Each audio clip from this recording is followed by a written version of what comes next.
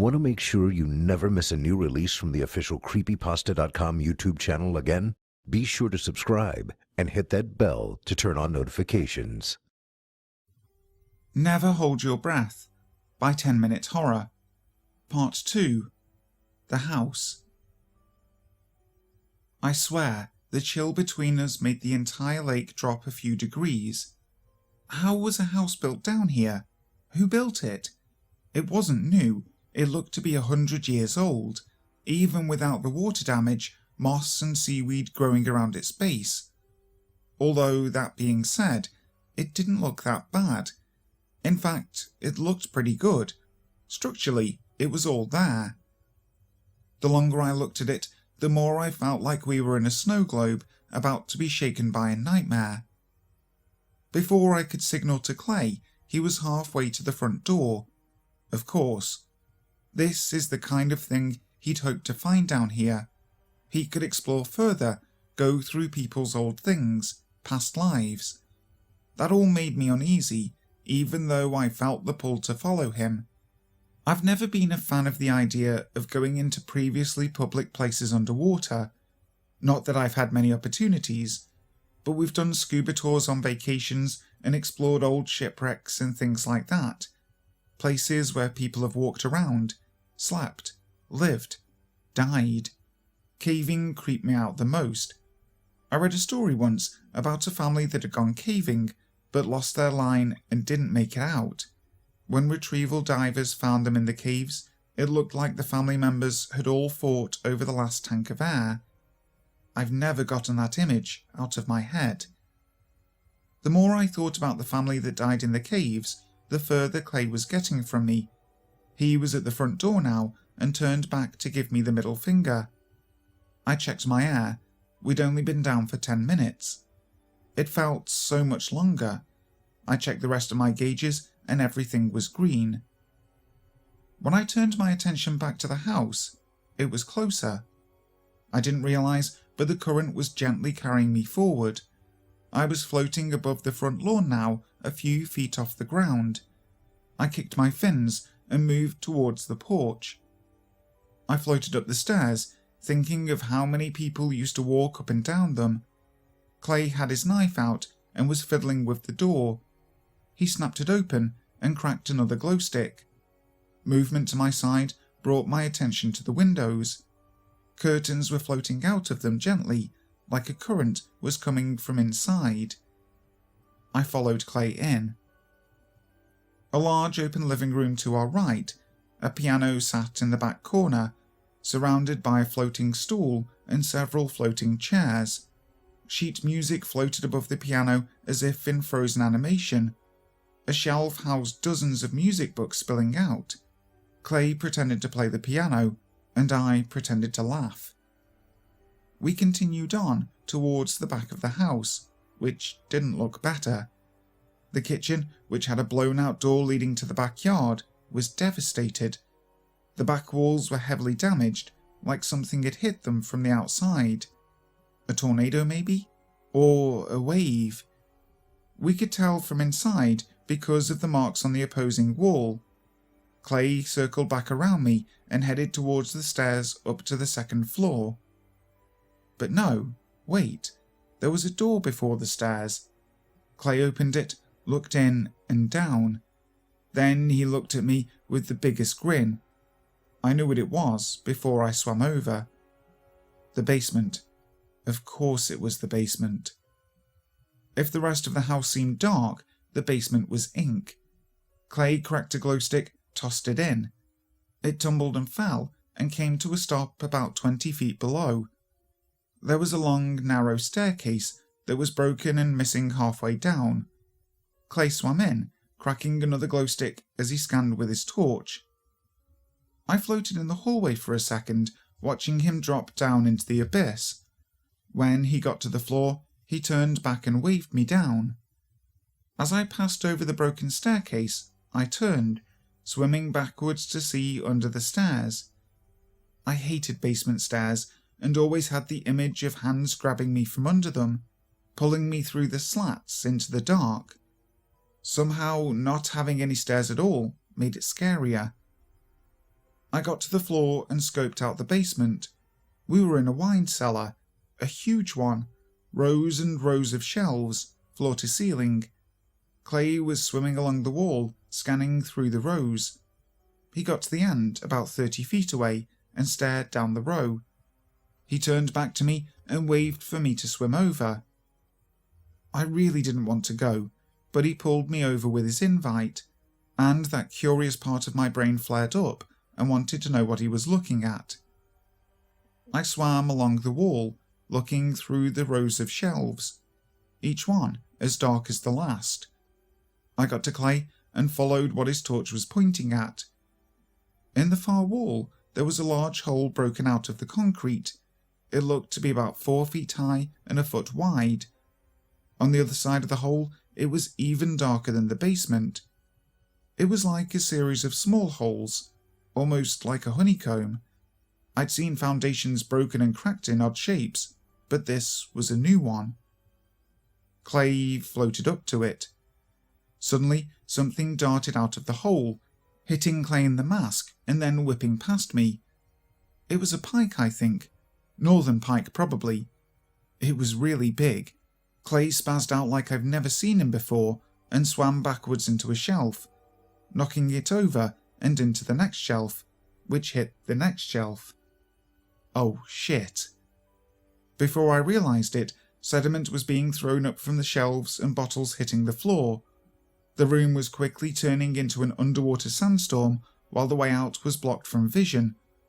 I couldn't see Clay, the flashlight in my hand, or my nose. Shit. This is like what happened to that family. I felt Clay grab my hand and he yanked me forward. I hit the wall on our right side and realised we just had to follow it forward. Follow it to the stairs. Oh no, the lower half of the stairs were missing. Okay, we'll just get to the far wall and... Wait, was there a far wall? I couldn't even remember seeing anything on the other side of the stairs. I only looked towards Clay. What if there were more shelves down there on the other side? Or rooms? What if we got lost down here?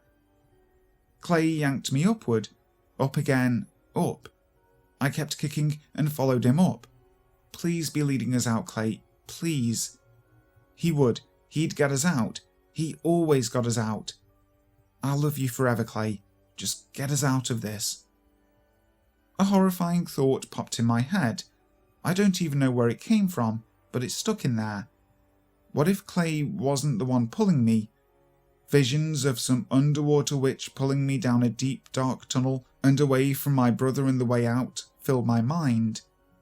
And just as that thought struck my full-blown panic nerve, I was pulled through the basement door and out to the first floor hallway. Oh my god, we were out. It was Clay. He got us out. Thank you, Clay. Thank you.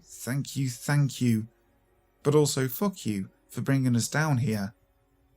Clay turned to me, smiling like an idiot. Of course he was. From terrified to fearless in seconds, in classic Clay form. I caught my breath and checked my breather.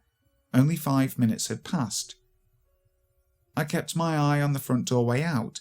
Clay was slowly drifting away, looking around, still investigating.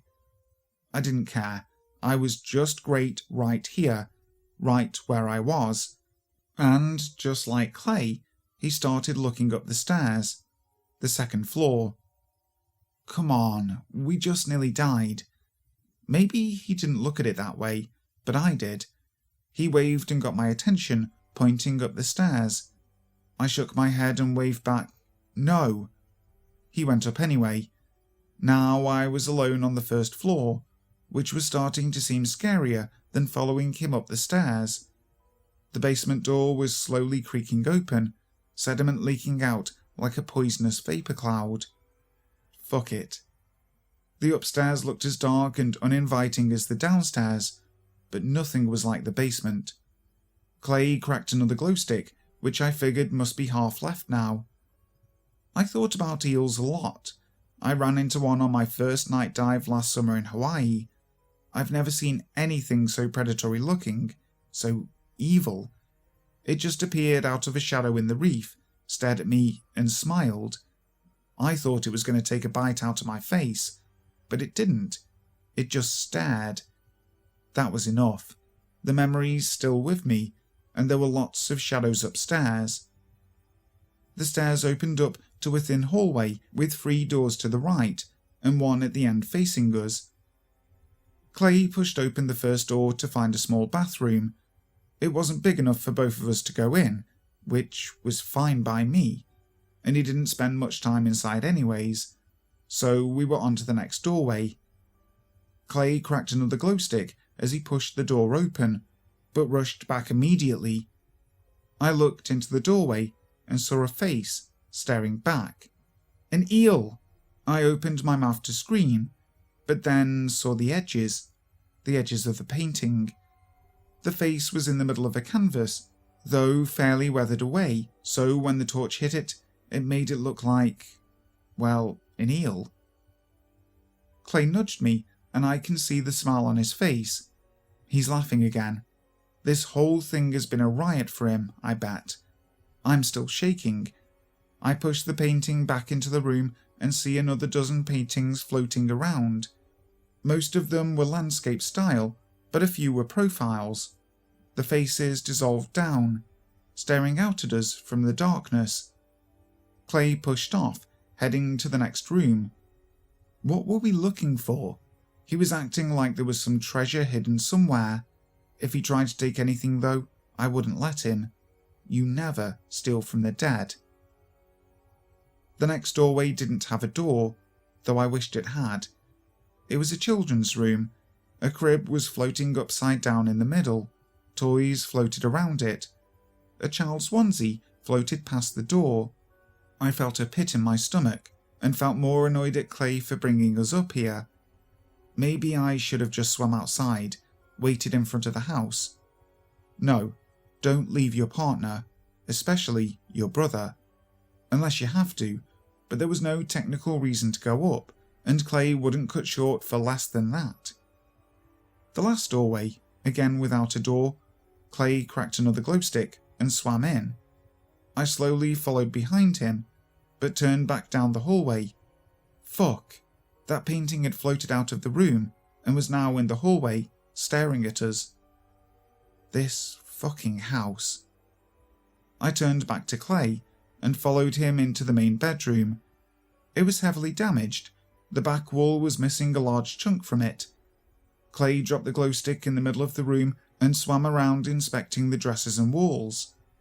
He got to the back wall and looked out. I saw the bubbles stop coming from his breather for a moment.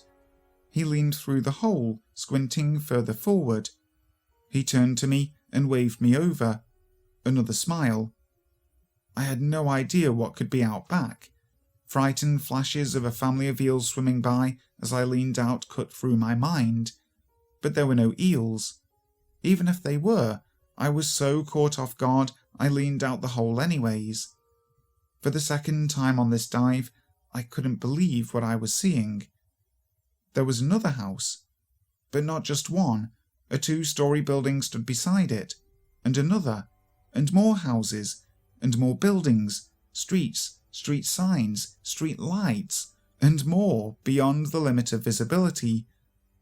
There was an entire town. How is this possible? And then I remembered those large metal and cement structures I had found above water on my walk. Of course, that's what they were. And like tumblers in a lock, everything fell into place, even if the why didn't make sense yet. Those cement structures were part of a dam, and for whatever reason, someone blew it apart to flood the town.